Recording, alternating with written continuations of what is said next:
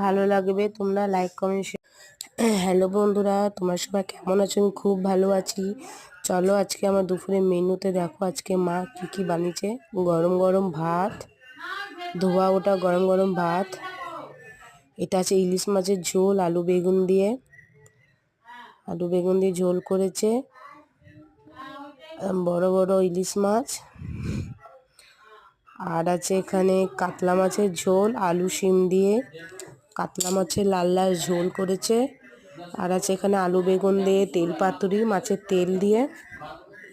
আর আছে এখানে আছে মুসুর ডাল, কালো জিরে দিয়ে মুসুর ডাল। আর আর আছে এখানে এটা আমাদের এখন হচ্ছে রান্না।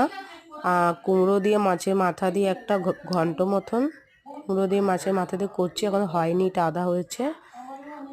আর আছে ব্যাস এই মেনু তোমাদের সামনে করলাম।